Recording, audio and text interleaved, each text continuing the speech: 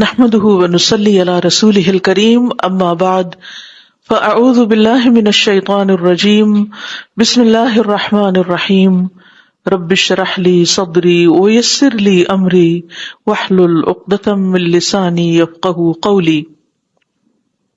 اللہ سبحانہ وتعالی نے ہم سب کو پیدا کیا ہے، اسی کی طرف سے ہم آئے ہیں اور اسی کی طرف ہمیں واپس جانا ہے۔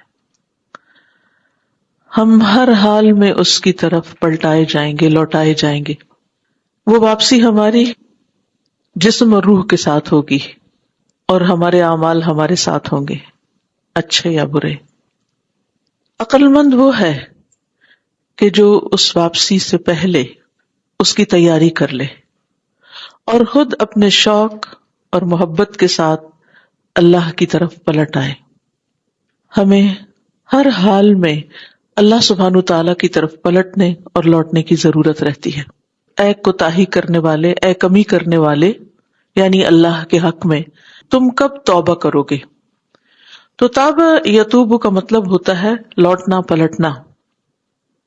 ہم سب اللہ کے محتاج ہیں، ہمیں ہر وقت اللہ کی طرف لوٹنے اور پلٹنے کی ضرورت رہتی ہے، اپنی ضرورتوں اور حاجتوں میں بھی، اور خاص طور پر اس وقت جب ہم اللہ کے حق میں کوئی کمی کر دیں، جب ہم سے کوئی گناہ ہو جائے، جب ہم سے کوئی کوتاہی ہو جائے، تو ہمیں پھر اللہ سبحانہ وتعالیٰ کی طرف لوٹنے یا توبہ کرنے کی ضرورت ہوتی ہے۔ یہ ضرورت ہمیں زندگی کے ہر دن میں ہے، اس کے لیے کوئی خاص مہینہ، خاص ہفتہ، خاص دن یا خاص گھنٹہ نہیں۔ جب بھی انسان کو احساس ہو کہ میں اللہ کا حق ادا نہیں کر رہا یا میں اس کی عبادت کا حق ادا نہیں کر رہا، تو اسے چاہیے کہ وہ اپنے رب کی طرف پلٹے اور اپنے گناہوں کی معافی مانگے۔ انسان یا تو نیکی کرنے کی حالت میں ہوتا ہے یا پھر گناہ کی حالت میں ہوتا ہے۔ جب گناہ کرتا ہے تو وہ اللہ سے دور ہوتا چلا جاتا ہے۔ یہ دوری اللہ تعالیٰ کو قطعاً نقصان نہیں دیتی، لیکن اس بندے کے لیے بہت نقصان دہ ہے جو اللہ سے دور ہو رہا ہے اپنے گناہوں اور کوتاہیوں کی وجہ سے۔ اس لیے ہم سب کا فائدہ اسی میں ہے کہ اس دوری کو ختم کریں اور اللہ کا قرب اختیار کریں۔ دوسری کیفیت نیکی کرنے کی ہے۔ نیکی کرنے کی حالت میں بھی آپ دیکھیے کہ بعض اوقات ہم اس کا حق صحیح طور پر ادا نہیں کرتے، اس میں کوتاہی کر جاتے ہیں۔ مثال کے طور پر نماز پڑھنا ایک نیکی کا کام ہے، عبادت ہے، اچھا کام ہے، لیکن ہم سب جانتے ہیں ہماری نمازوں کا حال کیا ہے۔ کوشش کے باوجود، چاہنے کے باوجود ہم کمی کر جاتے ہیں۔ کبھی رکعتیں اوپر نیچے ہو جاتی ہیں، کبھی کسی اور جگہ بھول جاتے ہیں۔ وہ بھول چوک تو اپنی جگہ ہے ہی، لیکن ہماری توجہ بھی بار بار بھٹکتی ہے، بار بار پلٹتے ہیں، تو ہم حق تو ادا نہیں کرتے۔ تو گویا نیکی کرتے ہوئے بھی ہم کوتاہی کر رہے ہوتے ہیں، اس میں بھی کمی کر رہے ہوتے ہیں۔ اسی طرح کوئی بھی اور نیکی کا کام لے لیں تو اس میں آپ دیکھیے کہ ہمیں ہمیشہ اپنی نیت کا شک رہتا ہے۔ نیت ہماری ہوتی ہے، ارادہ ہمارا ہوتا ہے، لیکن ہم خود اس کے بارے میں ڈاؤٹ فل ہوتے ہیں، صحیح طور پر اس نیت کے بارے میں یقین نہیں ہوتا کہ واقعی ہم نے خالصتاً اللہ کے لیے کام کیا۔ تو اس میں بھی ہمیں اللہ کی طرف پلٹنے کی ضرورت ہوتی ہے، اپنی کوتاہی پر معافی مانگنے کی ضرورت ہوتی ہے۔ اور کتنی بار ایسا ہوتا ہے کہ ہم اچھے سے اچھا عمل کرنے کے بعد کچھ ایسی گڑبڑ کر جاتے ہیں، ایسی غلطی کر جاتے ہیں کہ اس کو ضائع کر بیٹھتے ہیں، کبھی احسان جتا کر، کبھی کسی کو اذیت دے کر جس کے ساتھ احسان کیا ہوتا ہے۔ تو بہرحال ہم سب کے لیے توبہ اتنی ہی ضروری ہے جتنی ہمارے لیے خوراک، کھانا پینا، آکسیجن ضروری ہے۔ آکسیجن ہمارے لیے زندگی کو قائم رکھنے کا باعث ہے، اور توبہ ہماری آخرت کی زندگی کی کامیابی اور فلاح کا ذریعہ ہے۔ توبہ کے علاوہ ایک اور لفظ بھی استعمال ہوتا ہے اور وہ ہے استغفار، بخشش چاہنا۔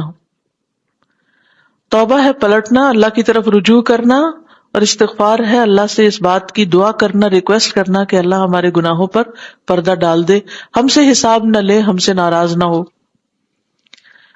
ہم سب یہ بھی جانتے ہیں کہ ہماری اپنی ہی غلطیاں اور ہماری کوتاہیاں ہمارے دلوں کی ویرانی اور وحشت کا سبب بنتی ہیں. گناہ جو ہیں وہ سینے کی گھٹن کا سبب بنتے ہیں، دل کی تنگی، ڈپریشن کا سبب بنتے ہیں. ابن قیم کہتے ہیں کہ سینے کی گھٹن کے اسباب میں سب سے بڑا سبب اللہ سے اعراض کرنا ہے. الاعراض عن اللہ تعالی، یعنی انسان کا دل اس وقت گھبراتا ہے، انسان کے دل کے اندر گھٹن اور تنگی اس وقت ہوتی ہے جب انسان اللہ سے منہ موڑتا ہے، یعنی اللہ کی طرف رجوع کرنے کی بجائے، پلٹنے کی بجائے جب اللہ سبحانہ تعالیٰ سے دور جاتا ہے. اور دل کو اللہ کے سوا کسی اور کے ساتھ جوڑنا اور اللہ کے ذکر سے غفلت کرنا ہے. یعنی ہماری سب سے بڑی کوتاہی کیا ہے کہ ہم اللہ کو بھول کر اور چیزوں کے ساتھ اٹیچ ہو جاتے ہیں، انسانوں کے ساتھ، اپنی اولاد کے ساتھ، مال کے ساتھ، گھر کے ساتھ. کتنی بے شمار چیزیں ہیں جو ہماری توجہ اپنی طرف کھینچے رکھتی ہیں. ہم سب جانتے ہیں اپنی کمزوریوں کو. نماز ہی کا وقت ہوتا ہے تو ہم کہتے اچھا یہ کام ختم کر لیں، یہ کر لیں، یہ کر لیں، اور کرتے کرتے ہم اس میں تاخیر کر ہی جاتے ہیں. اسی طرح اور کہاں کہاں کوتاہی کرتے ہیں. جس شخص کا دل جتنا روشن ہوگا، جس کے پاس علم کی روشنی ہوگی، وہ اچھی طرح اپنی کمی کوتاہی کو جان لے گا کہ میں کہاں ڈنڈی مار رہا ہوں اور کہاں غفلت برت رہا ہوں. یعنی بعض اوقات ہم دوسری چیزوں سے اٹیچ ہو جاتے ہیں اور اللہ کو بھولتے ہیں، اور بعض اوقات اپنی سستی اور غفلت کی وجہ سے ہم بھولے رہتے ہیں. تو اس کا علاج کیا ہے؟ اس کا علاج توبہ ہے، استغفار ہے. اور سچا استغفار، سچی توبہ دل کی صحت، تندرستی اور سلامتی کو لوٹا دیتا ہے. یعنی جب ہم پلٹتے ہیں اللہ کی طرف تو ہمارا سکون ہماری طرف پلٹ آتا ہے، ہماری خوشی اور اطمینان ہماری طرف لوٹ آتا ہے، جو ہماری اپنی غلطی کی وجہ سے ہم سے جدا ہوا تھا. اسی طرح یہ کہ ہم سب اللہ کی نافرمانی کر کے اپنے اوپر طرح طرح کی مصیبتوں کو دعوت دیتے ہیں. کبھی وہ مصیبت کسی بیماری کی شکل میں آتی ہے، کبھی مالی یا اولاد کی تکلیف کی صورت میں ہمارے سامنے آتی ہے. تو ایسی صورت میں اس کا علاج بھی توبہ اور استغفار ہے. قتادہ کہتے ہیں کہ یہ قرآن تمہیں تمہاری بیماری اور علاج بتاتا ہے، کیونکہ قرآن شفا بھی ہے نا، تو بیماری بھی بتاتا ہے اور علاج بھی بتاتا ہے. تو قرآن کی روح سے گناہ تمہاری بیماری ہے اور استغفار، توبہ ان کا علاج ہے. تو جب ہماری روح بیمار ہونے لگے، کمزور ہونے لگے، بے چین ہونے لگے، تو اس کا بہترین علاج توبہ ہے. اور خاص طور پر جب انسان اللہ کے ذکر میں کمی کرتا ہے، یہ بھی تو کوتاہی ہے نا. اللہ سبحانہ و تعالیٰ مومنوں سے کیا چاہتے ہیں؟ یا ایھا الذین آمنوا اذکروا اللہ ذکرا کثیرا وسبحوہ بکرۃ واصیلا. لیکن ہم سب جانتے ہیں کہ ہم اس میں کتنی کمی کوتاہی کر جاتے ہیں. اگر ہم صبح دیر سے اٹھتے ہیں تو ہمارے ذکر کا حال کیا ہوگا، اور اگر اللہ نہ کرے کہ نماز ہی چلی جائے تو پھر ہم نے کیا ذکر کیا. اور اسی طرح باقی اوقات میں بھی. یہ تو تھا ہمارا اللہ سبحانہ تعالیٰ کے ساتھ معاملہ. جہاں تک ہمارا بندوں کے ساتھ معاملہ ہے تو اس میں آپ دیکھیے کہ بندوں کے حق میں ہم کیسی کیسی کمی کوتاہی کر جاتے ہیں. ان کے حقوق ادا کرنے میں بھی کوتاہی ہوتی ہے، اور پھر بعض اوقات ان کے ساتھ زیادتی کرنے میں. کبھی کسی کی غیبت کر جاتے ہیں، کبھی کسی کے بارے میں بدگمانی کر جاتے ہیں. اور اس سے تو شاید ہی کوئی شخص بچا ہوا ہو کہ وہ دوسرے کے بارے میں کچھ نہ کچھ ایسی بات نہ سوچ لے کہ جو حقیقت نہیں، جس میں کوئی سچائی نہیں. تو پھر اس کا کیا علاج ہو؟ اس میں بندوں کے ساتھ معافی مانگنے کے ساتھ ساتھ اللہ سبحانہ تعالیٰ سے بھی معافی مانگنی چاہیے، توبہ کرنی چاہیے، اللہ کی طرف لوٹنا چاہیے. تو اس غیبت کا کفارہ جو ہے وہ توبہ میں ہی ہے کہ انسان اپنے گناہ کو چھوڑے، اللہ کی طرف پلٹے اور معافی مانگے، اپنے لیے بھی اور اس شخص کے لیے بھی جس کی آپ نے غیبت کی. کیونکہ بعض اوقات ہم میں یہ حوصلہ تو نہیں ہوتا کہ اس کو جا کے کہیں کہ میں نے تمہاری غیبت کی تو مجھے معاف کر دو، اس سے تو اور بھی فساد اٹھنے کا ڈر ہے. تو اس کا حل کیا ہے پھر؟ کہ اس کے لیے بھی اللہ سے معافی مانگی جائے کہ اللہ میں نے جس مومن مسلم کے حق میں کوئی کمی کوتاہی کی، اے اللہ تو اس کو معاف کر دے. اور پھر ہم جانتے ہیں کہ جب انسان توبہ استغفار کرتا ہے تو اللہ کے عذاب سے بھی بچتا ہے، دنیا اور آخرت کی سزا سے بچتا ہے، کیونکہ نبی صلی اللہ علیہ وسلم نے فرمایا انسان جب تک اللہ تعالی سے استغفار کرتا ہے اس وقت تک اللہ کے عذاب سے محفوظ رہتا ہے۔ سبحان اللہ، یعنی اگر ہم توبہ کرتے رہیں گے، استغفار کرتے رہیں گے تو سزا سے بچے رہیں گے، لیکن اس کی توفیق بھی تو اللہ ہی دیتا ہے۔ اللہ سبحانہ وتعالیٰ سے اس کی توفیق مانگنی چاہیے، اور آج ہم جو یہاں بیٹھے ہیں تو یہ بھی اللہ ہی کی توفیق سے، ورنہ شاید ہمارے ارادے تو ڈاواڈول تھے۔ تو بہرحال یہ سب کچھ اللہ کی توفیق ہی سے ہوتا ہے۔ اور استغفار کا فائدہ یہ ہوتا ہے کہ انسان کو نیکیوں کی توفیق اور مواقع ملتے چلے جاتے ہیں، یہ اس کی علامت ہوتی ہے کہ ہماری توبہ قبول ہوئی تو ہمارے لیے کیا ہوا، خیر اور بھلائی کے دروازے کھل گئے، نیکی کا شوق آ گیا، اور اس کے لیے ہم نے ساری رکاوٹیں عبور کی اور پہنچ گئے جو بھی کرنا چاہتے ہیں، صرف یہاں آنا نہیں، کہیں بھی کوئی بھی نیکی کا کام۔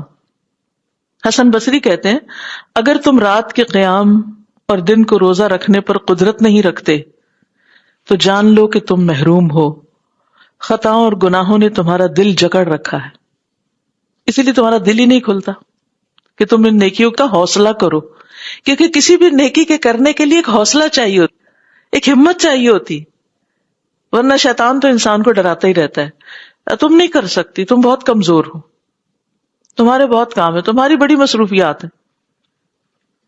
لیکن انسان اگر اللہ سے مدد مانگ کر آگے بڑھتا ہے تو اللہ تعالیٰ توفیق دیتا ہے، اور ہماری کمزوریوں کے باوجود وہ ہم سے کام لے لیتا ہے۔ ہم میں سے کون کتنا طاقتور ہے، ہمارے اپنے اندر تو کچھ نہیں، ہم کچھ بھی کرنے کے اگر قابل ہوتے ہیں تو اللہ ہی کی توفیق سے ہوتے ہیں۔ اور یہ استغفار کے فوائد میں سے ایک بہت بڑا فائدہ ہے کہ نیکی کے کاموں کی توفیق ہوتی جاتی ہے، اور گناہ انسان کو جکڑ کر بٹھا دیتے ہیں۔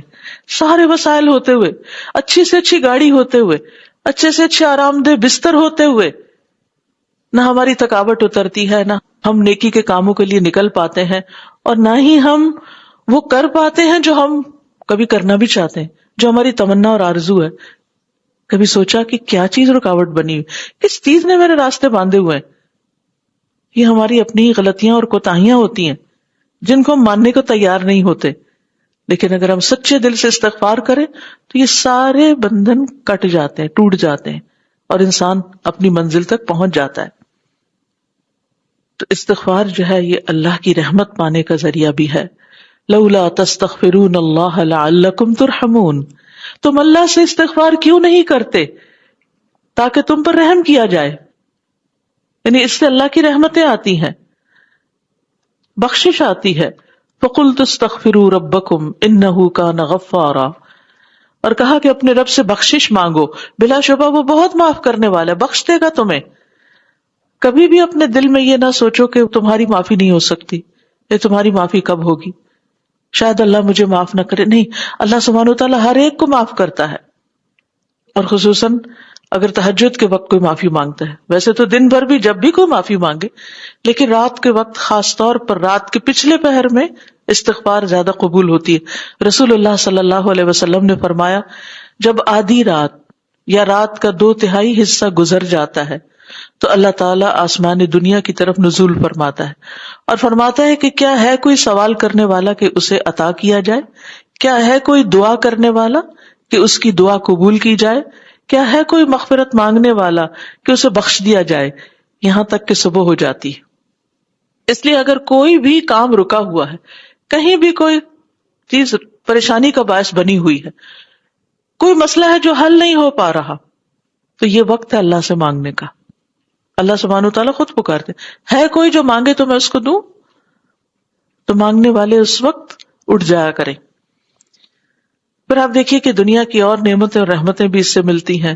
یرسل السماء علیکم مدرارا، تم پہ آسمان سے خوب بارشیں برسائے گا۔ ویمددکم باموال وبنین، اور تمہاری مال اور اولاد سے مدد کرے گا۔ ویجعل لکم جنات ویجعل لکم انہارا، تمہارے لیے باغ پیدا کرے گا اور نہریں جاری کرے گا۔ تو اللہ سبحانہ تعالیٰ نے دنیا کی نعمتوں کے بھی وعدے کر رکھے ہیں استغفار کی وجہ سے. تو اس لیے ہمیں فوراً اللہ کی طرف رجوع کرنا چاہیے اور ہر لمحہ کرتے رہنا چاہیے، بار بار پلٹتے رہنا چاہیے. رسول اللہ صلی اللہ علیہ وسلم نے فرمایا جو شخص یہ پسند کرتا ہے کہ اس کا نامہ اعمال اسے خوش کر دے. کبھی کبھی فکر مجھے تو آتی ہے، آپ کو بھی آتی ہوگی، کہ پتہ نہیں قیامت کے دن جب بک آف ڈیڈ ملے گی تو کیا ہوگا، اس میں کیا لکھا ہوگا، کیا مٹ چکا ہوگا.